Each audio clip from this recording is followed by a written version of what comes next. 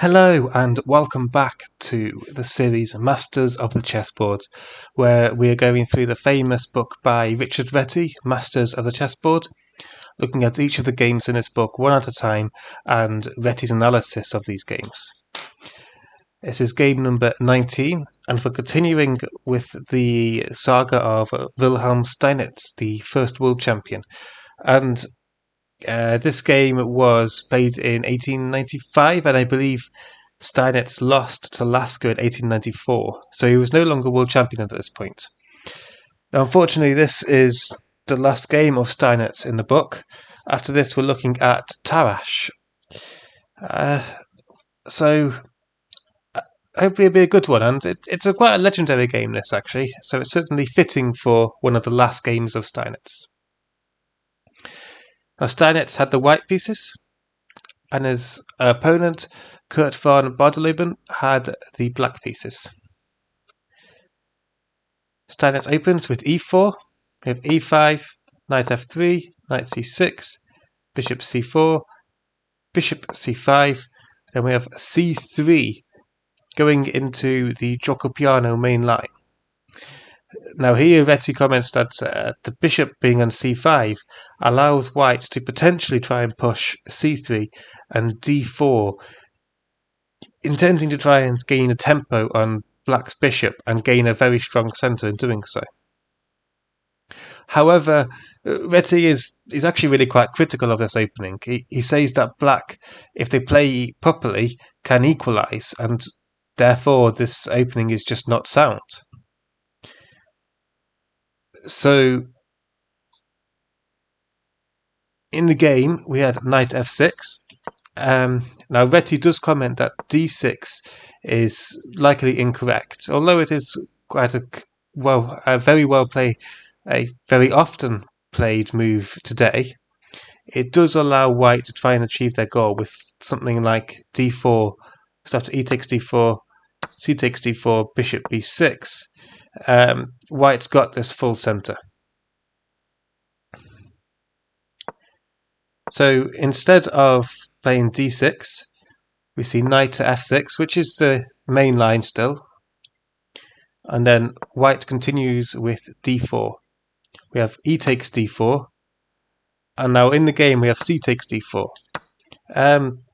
e5 is quite a common move played today. It's still sort of equal, but it has quite a few dynamic chances, I think. The position is still fairly dynamic. The position itself is fairly unbalanced. So in this situation after e5, the most common move is d5. We'll see bishop to b5, knight e4, c takes d5, bishop out, and then either knight to c3 or bishop to e3 is another commonly played move. Now Reti is quite critical of this move because it allows d5 with a tempo, although this is a perfectly playable position. However, we don't see e5. What we see is c takes d4. And now black continues with a bishop to b4 check. Now Reti does comment that he thinks bishop to b6 is better. However, this does have the drawback of allowing white to play knight c3 without it being pinned. And knight c3 defends this d5 square, which means that black wants to play d5, because if they play d5, d5 is the liberating move. It will liberate their position. It will free up their position. They'll gain equal space in the centre, and white will potentially be left with the isolated queen pawn. And bishop b6 does allow white to play knight c3, stopping d5. But instead, black plays bishop b4 check. And Steinitz responds with knight c3. Reti does offer a bit of analysis to bishop d2. Now he says that this is actually the sounder continuation, and for a very long time was played, actually, I think. He says that this gives this gives black the chance to play bishop takes d2 and knight takes d2, and then d5, because then after e takes d5, knight takes d5, we've got this isolated queen pawn on d4, and black has quite good control over d5. And Reti does comment that the goal of positions where there's an isolated d pawn is to control the square in front of the pawn, as we've seen in game 3 with Adolf Anderssen. And here black is able to control this square quite well. White hasn't really got much they can do to try and prevent black from being able to post a piece on d5. However, one reason why this may not be as quite as sound is in this position, instead of taking here, knight takes e4 is another potential option, and this can lead to basically a forced draw. After bishop takes b4, knight takes b4, bishop takes, king takes, queen a3, queen b3 check, sorry, and then king f8, because then after the knight takes it comes a check, and you can play queen e7. And there's a lot of possibility. The queen is hanging first of all, and then there's lots of possibilities with potential discovered checks with this knight. So taking is essentially forced, and this is an equal endgame. If you play it correctly, this endgame will be a draw. However, it's probably a lot more playable for black. Black's the one who will be trying to push for a win, even though with correct play white can draw, because black has a lot more activity. Their king is a bit more centralized, the knight's developed, the rook's ready to come in, and black's pawn structure is generally better than white's pawn structure. Like we've got 4 on 3 here and a 3 on 2, so both sides have got a pawn majority, except with this isolated pawn here, it's just generally better for black. And black can force this position by going through this line after knight takes e4. However, we didn't see bishop to d2, so if I go back a few moves, we had knight here, d4, e takes d4, c takes d4, bishop b4, and we were looking at bishop to d2. But instead of that, we had knight to c3. And this is called the Greco attack, or the molar attack, and it's essentially gambiting this e4 pawn, because the bishop's pinned, so if black takes, you can't take back. Now in the game, black declines this pawn and plays d5, which Reti says is probably the better move if you're not comfortable with the gambit. However, we do often also hear very frequently that the best way to refute a gambit is to accept it. And knight takes e4 is white gambits this pawn with the intention of trying to castle and get as fast development as possible. Now here, the continuation that Reti would give is bishop takes c3, and then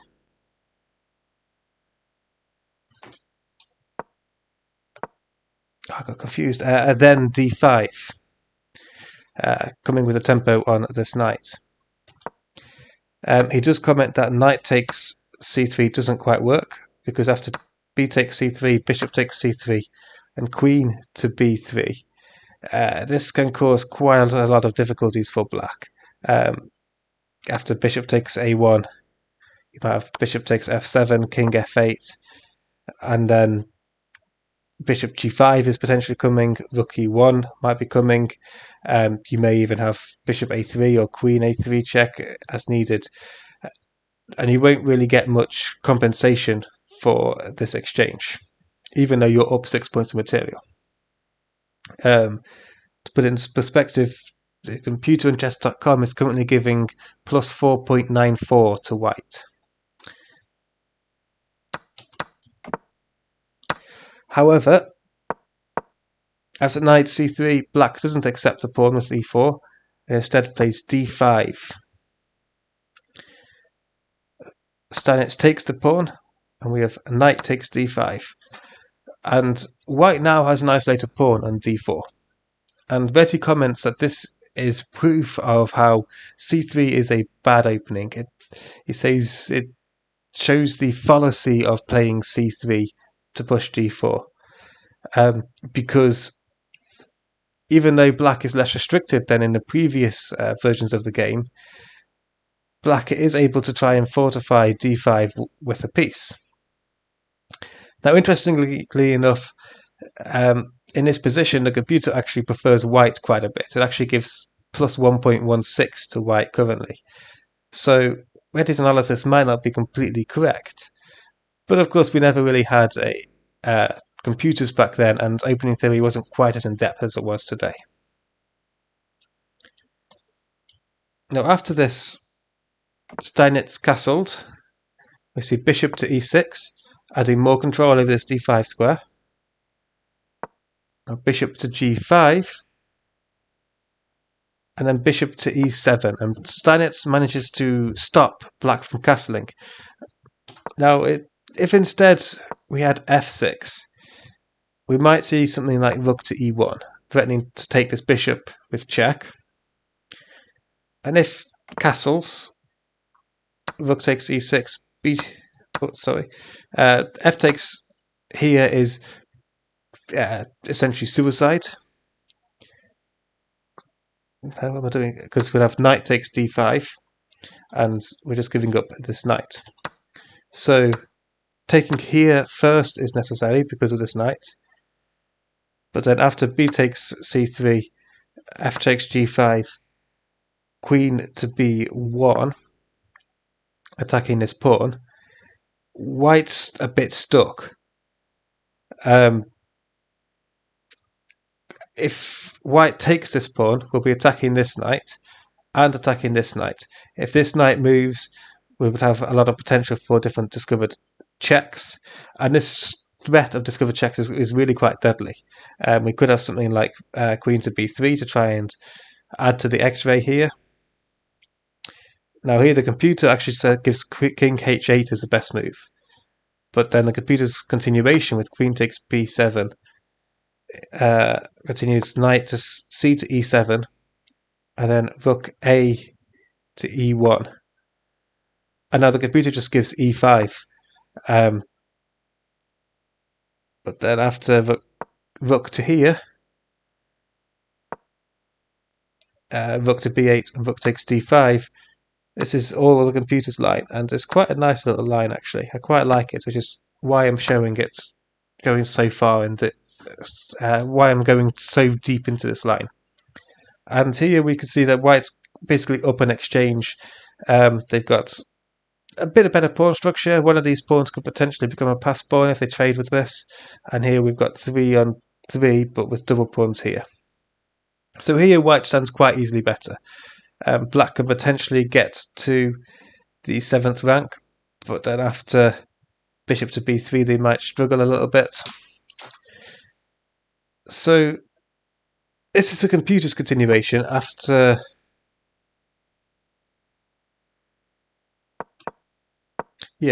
after f6. So in the game, black played bishop to e7, defending the attack on the queen that way. After something like f6, intending to castle shortly afterwards, this would be the continuation. The continuation will be what we just saw of f6 and rook e1. Queen d7 is also a completely valid move. It's not necessarily quite as good. Well, queen d7 is probably the better move actually, according to the computer, and it's completely valid. But black here plays bishop to e7, which isn't really that good a move. You're moving the same piece twice in the opening, and you're making this bishop a bit less active. Now here Steinitz plays bishop takes d5, we have bishop takes d5, knight takes d5, queen takes d5, bishop takes e7, knight takes e7, and rook to e1. And this rook to e1 move was probably what Steinitz had in mind, back here after bishop b7 and then bishop takes d5. After this move, Steinitz was probably already seeing rook to e1 in this position, because it makes the position quite difficult for black, because if they castle, they hang the knight. So how does black defend this knight whilst managing to connect their rooks? Well, they haven't really got much choice but to play f6, which is what was played in the game, intending king f7. Now here Steinitz plays queen e2, and we see queen to d7, defending the knight, and now rook a to c1. Here black continued with c6, and Steinitz was playing this move to try and prevent black from playing king f7, and it worked, although, as Reti comments in the book, king f7 was still a potential option. The threat was, after queen takes, we have rook takes, king takes, and now rook takes c7. And white might be down the exchange, but they'll have this passed pawn and a rook on a 7th rank, and this rook is potentially able to pick up another pawn, maybe 2 pawns. And according to Reti, black was afraid of this position. He didn't think this was very good for black, because white's apparently winning. But if he just continued with king d6, then black can stand better, because after something like rook takes b7, rook h to c8, then we're threatening mate, so you have to do something about that. But then you have rook to c7, and if you retreat the rook, you can bring this rook, and now you've got both rooks controlling the open files, and material's equal, but white's pieces are just far more active. Black's pieces are far more active. Black's rooks are controlling the 7th and the 8th rank, and both are on active files, and there's no real way for white to stop black from getting their own rook to the 2nd rank. So if black had looked a little bit further, black had saw this position and dismissed it as being better for white. But actually, if they looked a little bit further, according to Reti, then they would have seen that this position is actually better for black, and the computer agrees. So that was the threat after rook a to c1, of taking on e7 twice and giving up the exchange for some activity, although it was a bit of a bluff, because it wouldn't have actually worked. However, black plays c6, trying to stop white from ever getting this rook to c7 check. And here Reti pushes the pawn to d5, essentially giving up this pawn.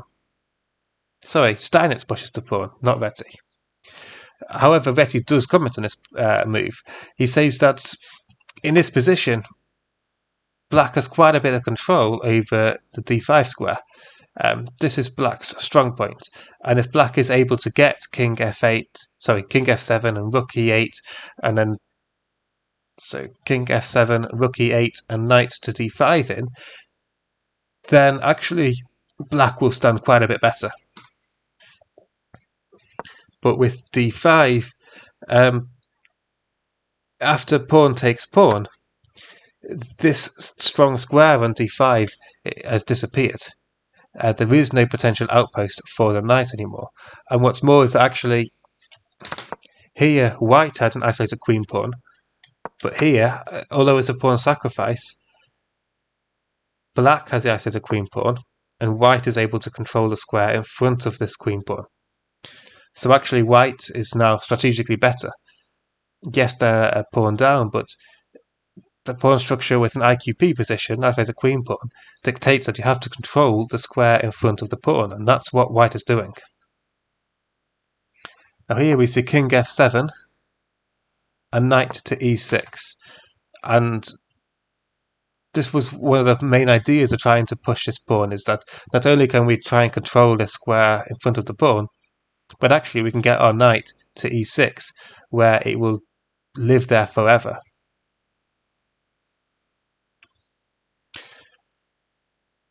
Now here black plays rook h to c8, threatening, trying to gain control of this open file, and also trying to stop any potential moves such as rook to c7 attacking the queen, because the knight will defend it. However, Steinitz responds with queen to g4, threatening to check here. Now here black plays g6, and now we have knight to g5 check, opening up this attack on the queen. We have king to e8, defending the queen, and now rook takes e7 check. And now, no matter what black does, they've basically lost. Now in the game, black played king f8, but if we look at what happens after queen takes e7, well then we could have rook takes c8, rook takes c8, and queen takes c8 and it comes with check. So black does have mate in 1, but all of these moves have been with check. And here, after queen d8, which is the only move because knight controls the square, so the king can't move, white could potentially just trade down into a nice, easily winning endgame and potentially come back here, although you might get your knight trapped. It's not fully trapped, but it's not really that great. But this would be an easily winning endgame for white.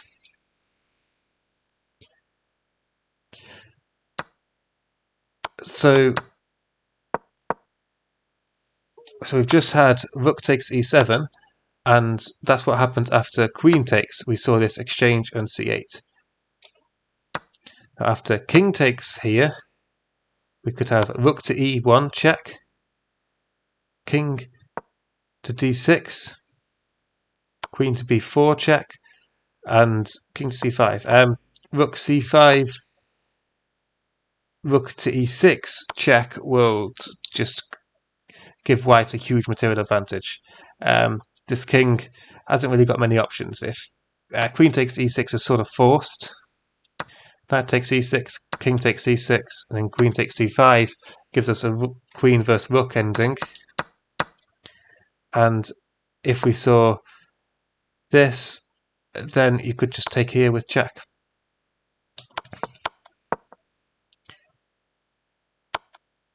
So after, if I go back to the start, after rook takes, king takes, rook to e1 check, king d6, queen to b4 check. We looked what would happen after rook to c5. Reti gives the move rook, king. I can't speak today. Reti gives the moves king to c7, after which knight e6 check will come in. Then king b8 and queen to f4 would win quite easily, because you have rook c7 and then knight takes c7, and you can't take back with the queen, because queen takes here would be checkmate. So that's all that happened after rook takes c7 and king takes e7. So seeing what happens in this position after king takes, and we see what happens after queen takes. But in the game, we had king to f8. And now we had rook to f7 check. Now here, if queen takes, no, not that, it would be rook takes, and then queen takes, and again we'd have a potential ending where you just up a piece. You might even be able to win some extra material here, because you haven't really got much choice but to sort of stay close.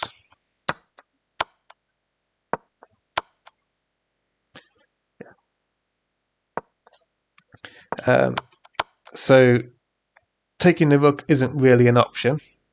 Note that if you do take the rook, white can't take back because they'd hang mate.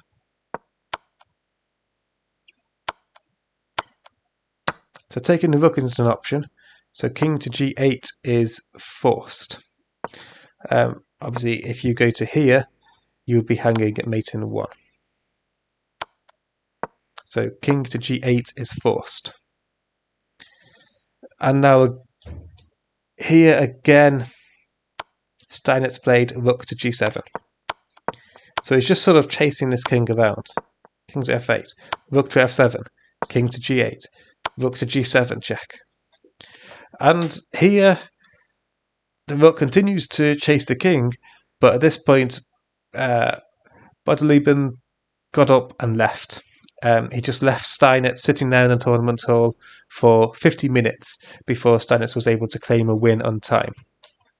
Steinitz then showed how he would have won the game anyway. So, if I show first of all the continuation, which will be better for black. Well, it's not better for black. I'll show the continuation, which is black's best chance, and that's queen takes g7. After which we would have, similar to what we've seen before, rook takes, queen takes, queen to f8, and you could just take here and just have a winning endgame. You could also throw in some other checks like queen to e6 check, but this is just an easily winning endgame. You're up a piece, and yes, black's got a passed pawn, but it's not really going to amount to anything. So that's what would happen whenever black takes this rook, really. The rook's going to chase the king around a little bit, but that's what will happen whenever black takes this rook. So the continuation which Steinitz actually shown was king to h8. Let's go back a little bit, actually. Rook takes e7, check, check, and here black left, but this is a Steinitz's continuation. Rook takes h7 check, king to g8, rook to g7 check, king to h8. If they go to here, then I wasn't just looking at taking there, but that would hang mate. Knight h7 check, I think, is the move. Now king e8, here it will be mate, and king takes g7, queen takes here, king h8, and then you just clear up the board. So that's what would happen in this position if you played king to f8. We had king h8, and then queen to h4 check, king takes rook. It's the only option, it's the only move. The rook's controlling all the other squares. So king takes rook, queen to h7 check, defended by the knight, king to f8, again the only move, queen to h8 check, king to e7, king to g7 check, king to e8. If it goes king to d6, then we'd have a quicker little mate here. Queen to e6 is the only move, and this is mate because the rook defends. It's a bit like mating on the side of the board because of the rook. So that's what happened after king to d6. So instead we'd have king to e8, queen to g8 check, king to e7, queen to f7 check, defended by the knight, king to d8, queen to f8 check. Now queen to e8 is forced. It's the only move. The rook's defending this file, and the queen's guarding the other squares. So this is forced. Knight f7 check, king to d7, and now queen to d6 checkmate. And this is a continuation which Steinitz shown everyone. So here is where his opponent got up and left. The full continuation, that's not the full continuation. The full continuation would occur after king to h8. You get to take. My variations are messed up. After king, so the full continuation would occur after after king to h8, rook takes. We have here king, queen, check, check, check, check, check, check, and then checkmate. So that's the full continuation with Steinitz shown. And this game is one of the legendary games of Steinitz. It's essentially Steinitz's immortal game in many ways. It's called the Battle of Hastings. That the game was played in Hastings, Hastings, England, and so it's called the Battle of Hastings. This game, and it's quite a legendary game. And it's a good one to end on. And if Black had only played King F7 here instead of being a bit afraid of the ghosts, of the ghost here, or if he just looked a little bit further, then actually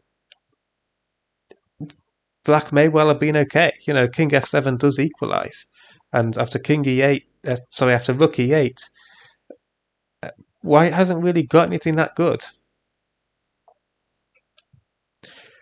But instead we saw C6, which immediately gives White the advantage, and then this interesting D5 pawn break, which I found quite interesting.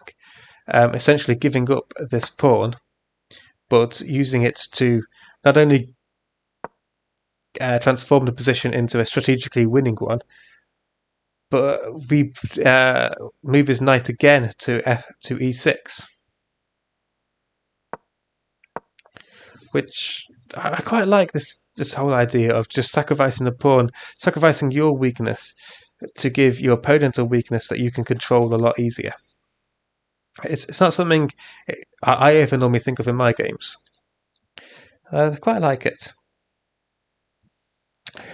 But that's the end of the game, and that was game number 19, and the last game of Steinitz.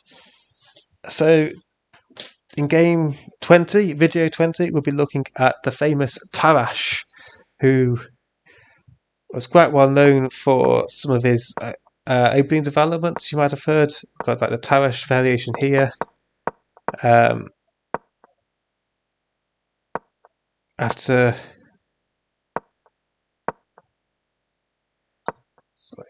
this, you have got like the pseudo Tarrasch defense. You might have the Tarrasch defense here. So this is quite well known as a Tarrasch defense as well. He's got quite a few different openings named after him, Tarrasch, and it's him who we will look at next. So if you like this video, please like, comment and subscribe, and I hope to see you next time. Thank you for watching.